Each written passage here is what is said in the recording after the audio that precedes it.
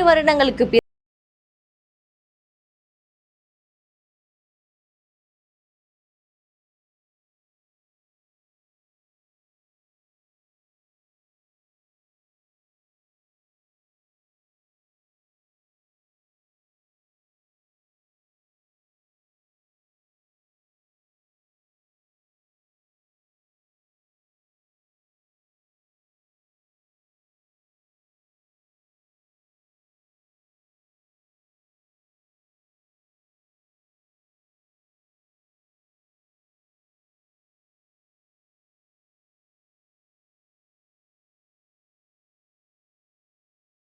செய்யப்பட்ட லத்தியில ஜெயராஜ் மற்றும் பென்னிக்ஸோட DNA கண்டுபிடிக்கப்படுது.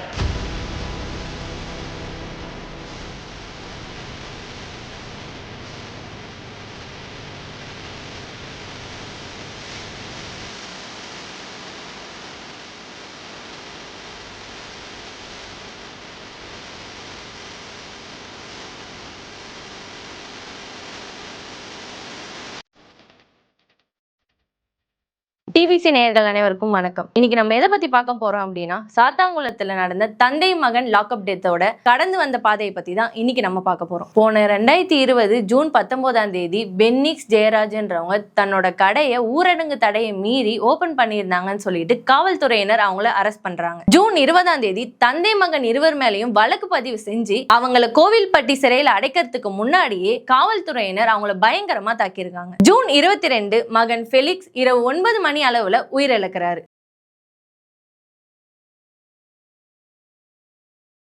June 23 அதிகாலை 5 மணி அளவுல அவரோட தந்தை ஜெயராஜ் உயிரிழக்கிறாரு. ஜூன் 24 இது லாக்அப் டெத் அப்படின்னு சொல்லிட்டு அங்க இருக்க மக்கள் எல்லாருமே கொந்தளிக்கிறாங்க. அதனால மதுரை உயர்நீதிமன்றம் தானாக முன்வந்து அந்த கேஸை எடுத்து நடத்துறாங்க. ஜூன் 29ஆம் தேதி நடுவர் பாரதிதாசன் முன்னிலையில அந்த வழக்கு விசாரணைக்கு வருது. அந்த வழக்குல பெண் காவலரான ரேவதி அளித்த சாட்சி வழக்குல ஒரு திருப்பு முனையை ஏற்படுத்தி இருக்கு. ஜூன் 30ஆம் தேதி தமிழக அரசு இந்த வழக்கை சிபிஐக்கு மாத்த சொல்லி உத்தரவிட்டிருந்தாங்க. சிபிஐ விசாரிக்கிற வரைக்கும் சிபிசிஐடி கிட்ட இந்த வழக்கை ஒப்படைக்கிறாங்க. ஜூலை 1ஆம் தேதி சிபிசிஐடி இந்த வழக்குக்கான விசாரணையை தொடங்கினதுக்கு பிறகு ஆய்வாளர் பாலகிருஷ்ணன், ரகு கணேஷ், ஸ்ரீதர்னு சொல்லிட்டு கிட்டத்தட்ட 10 காவலர்கள் கைது செய்யப்படுறாங்க. ஜூலை 10ஆம் தேதி சிபிஐ இந்த வழக்கை அதிகாரப்பூர்வமா விசாரிக்க ஆரம்பிக்கிறாங்க. செப்டம்பர் 25ஆம் தேதி சிபிஐ சைட்ல இருந்து தந்தை மகன் இருவருமே காவலர்களால கடுமையா தாக்கப்பட்டதா இறந்திருக்காங்க அப்படின்னு சொல்லிட்டு நிறைய ஆவணங்களை சமர்ப்பிக்கிறாங்க. 2021ல இருந்து 2023 வரைக்குமே கிட்டத்தட்ட 52 அரசு சாட்சிகளும் 250க்கும் மேற்பட்ட ஆவணங்களும் மதுரை நீதிமன்றத்துல சமர்ப்பிக்கப்படுது. இதை தொடர்ந்து சாத்தான்குளம் காவல் நிலையத்திலிருந்து பறிமுதல் செய்யப்பட்ட லத்தியில